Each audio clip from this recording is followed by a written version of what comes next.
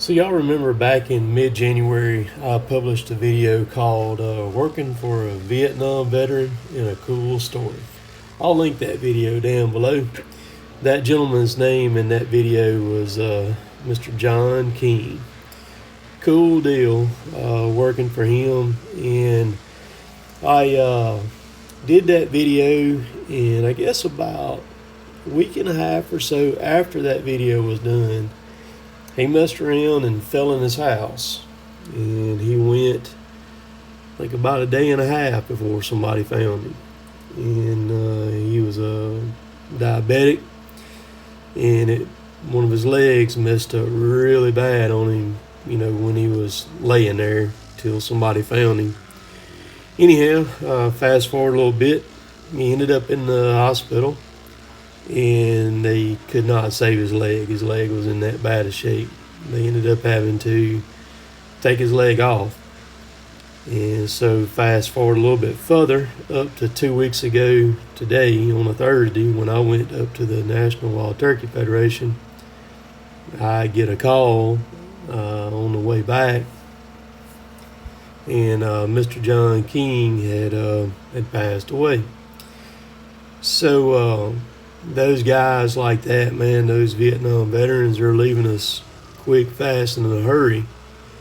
And I had told him that day, to be careful, don't, because I was worried he was going to fall when we were outside. One time he was actually in the video walking from that little Suzuki Sidekick, and I thought he was going to fool around and fall because he didn't have his walking cane with him.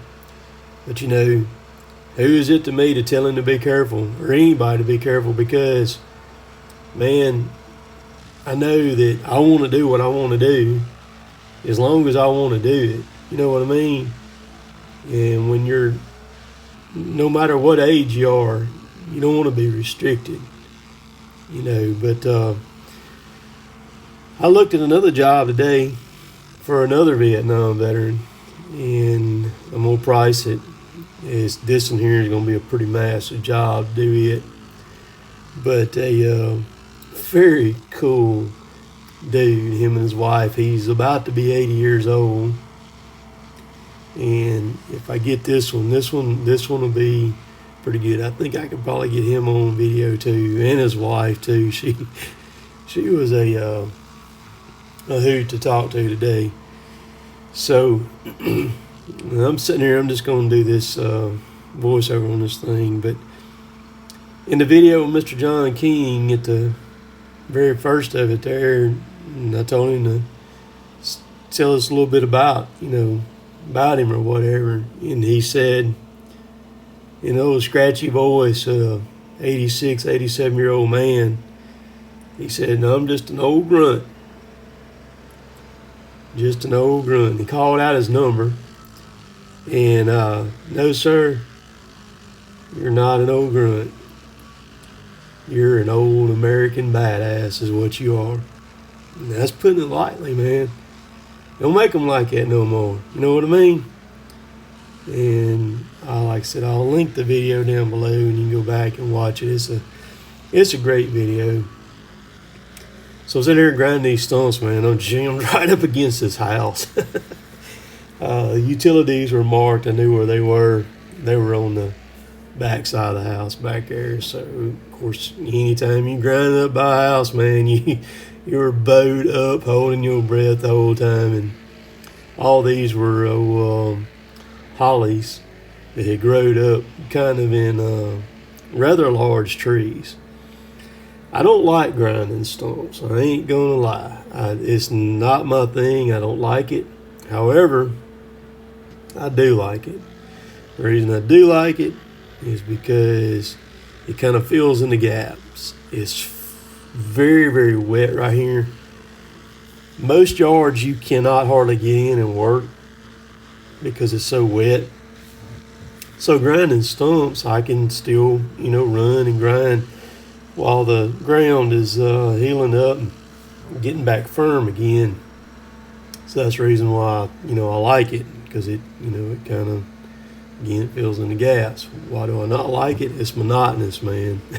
I mean, it's monotonous, and you just sitting there standing up the whole time, working buttons, and just eating things up. But so when I got through with this one, I didn't show the finished product of it, but I take my blade on the stump grinder and go back, smooth everything out, and then I usually take a rake and hand rake it out. If I need to blow some, I'll blow it around a little bit and everything. But this is a big holly right here, and they're going to have all this re-landscape, so it's perfect time. And he had these hollies removed, and whoever cut these hollies off for him, they did a good job, because I'm telling you, they cut them off right at the ground. And a lot of times you won't find that with some of these folks who cut stuff. They'll leave it off on a little bit high. But yeah, boy, so I'm gonna jump off here, and I don't think Mr. John had a whole lot of family or anything. I think he was they lived off. He had a lot of friends around here, though. I do know that he hung out with, and he enjoyed wildlife, enjoyed watching deer and squirrels and things from his living room in there. He'd sit out there on his porch and watch him. He had squirrel feeders set up all over the place. But yeah, man, like I said, those guys, those old Vietnam veterans, man, they're leaving us left and right, because a lot of those guys are way on up in age now too. So hope y'all having a great week this week. We'll catch y'all later. Later, taters.